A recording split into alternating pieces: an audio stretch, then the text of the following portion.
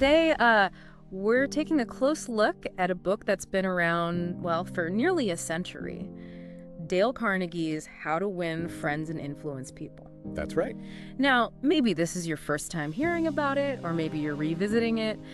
Our goal here is really to pull out the core ideas and see how they fit surprisingly well sometimes into our, very digital lives today. It really is pretty remarkable, isn't it? A book from 1936 offering these deep insights into just dealing with people. Yeah.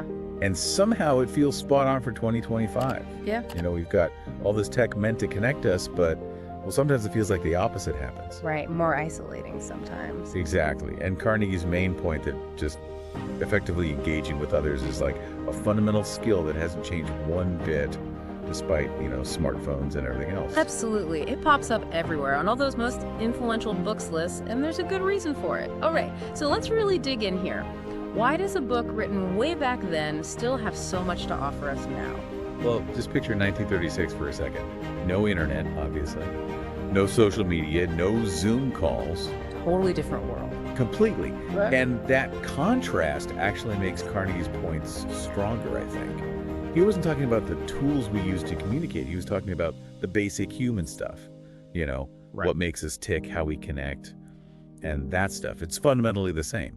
Right. Because at the end of the day, we still need respect. We still need to feel understood, feel like we actually matter to other people. Technology hasn't changed that. No, it hasn't.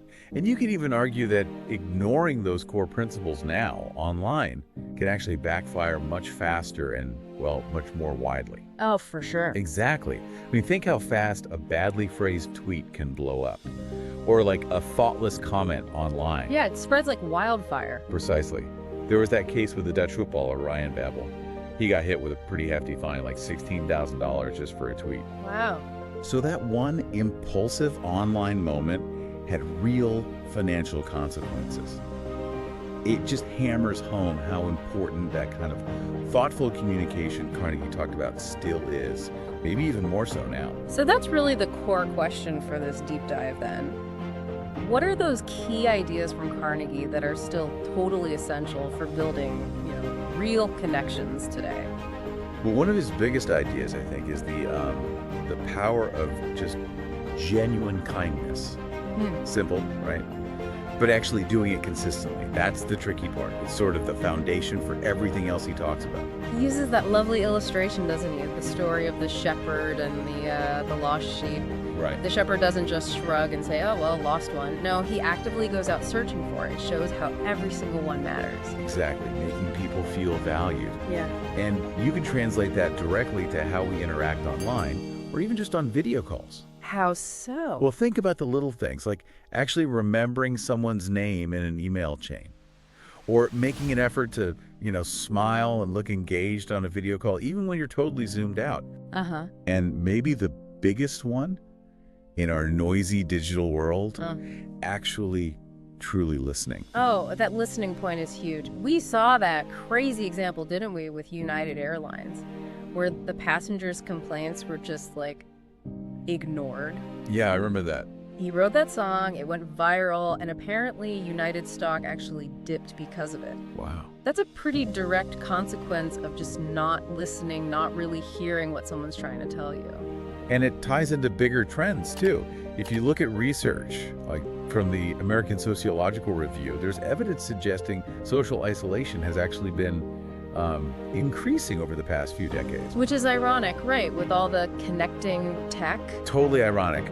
We're supposedly more connected than ever, digitally speaking, but people report feeling more alone. It suggests there's maybe a gap between just interacting online and forming those genuine connections Carnegie was pushing for. What do you think causes that gap? Well, it feels like we're often just half present, scrolling a feed while someone's talking on a call. Our attention is just split. So what was Carnegie's fix for that? How did he say we can build that real connection? His advice was pretty straightforward. Develop a genuine interest in other people. Okay. So instead of just waiting for your turn to talk or focusing on your own stuff, ask people about what they're passionate about what interests them, and then this is the key part. Actually listen actively to what they say. Shift the spotlight off yourself. It's almost like that pure focused attention a dog gives you? Their tail's wagging, they're totally locked in. It's kind of a simple comparison, but it captures that focused engagement Carnegie meant. Right, absolutely. It's a great analogy. That undivided attention. Okay, so now let's think about how these ideas hold up when we're navigating, well, the digital minefield. Yeah. Social media, for example. Huge potential for connection, right? Definitely. But also, man, it can damage relationships so fast if you're not careful. It really is that double-edged sword, isn't it? Connect instantly, but also broadcast your mistakes just as fast. Carnegie's point about considering the other person feels like essential guidance for how we act online. Totally essential. Ugh. I mean, think about the sheer volume. Like hundreds of millions of tweets every single day. That's staggering. In that kind of environment, being deliberate, being thoughtful, being considerate, it's not just nice, it's, well, necessary.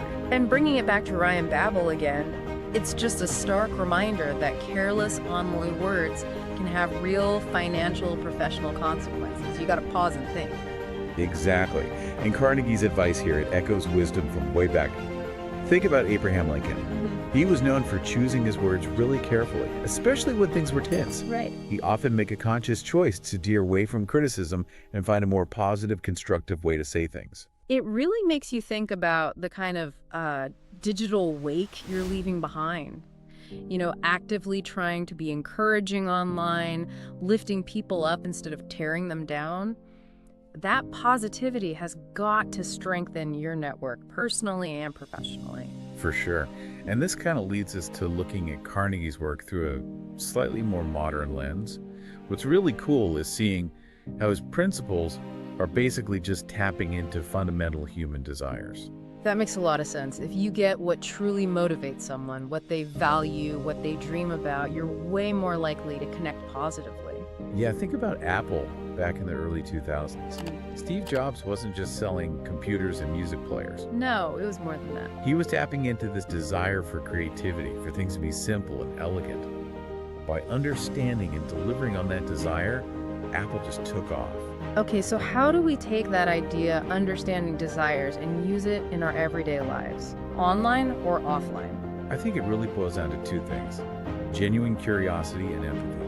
Like really wanting to know about the other person, asking good questions, and then empathy, really trying to see things from their point of view. Trying to walk in their shoes, kind of. Exactly.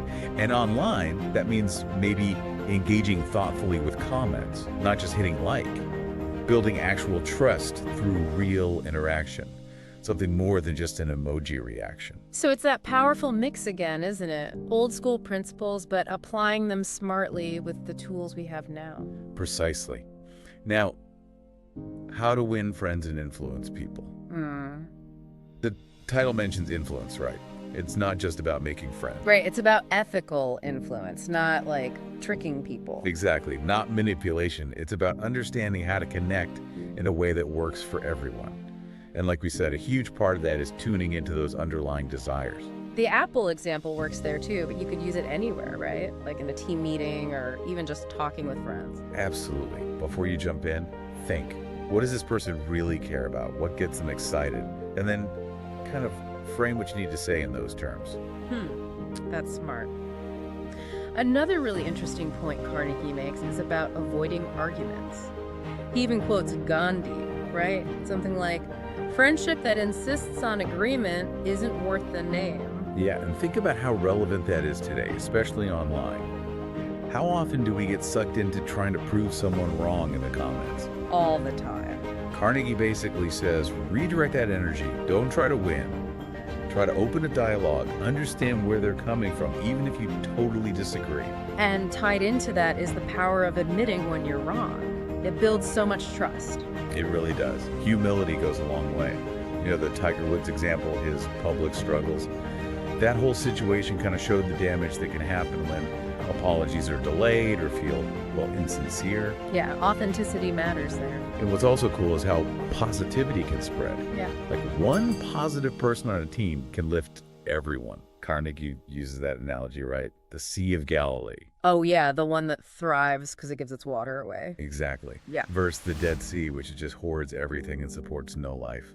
That connects to that IT business partner example, too. The one who wouldn't share credit. Right. That hoarding mindset, whether it's credit or kindness, it just doesn't lead to healthy relationships or, frankly, good outcomes. So Carnegie's message is, be a giver.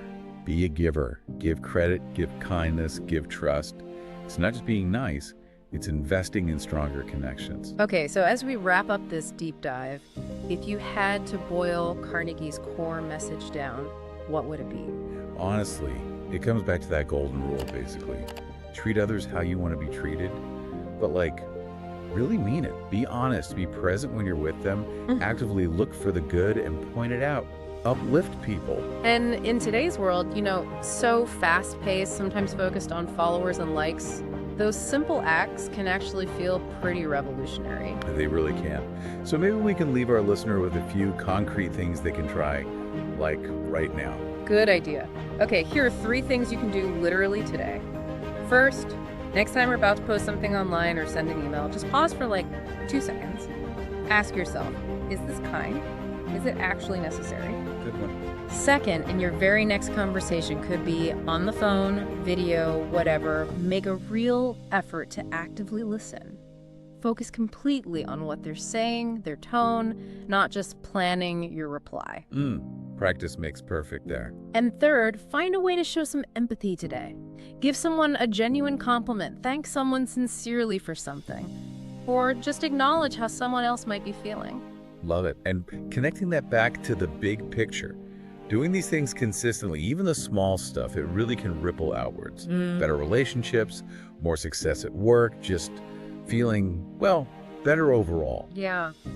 That ability Carnegie talked about, connecting authentically, it's a seriously valuable asset.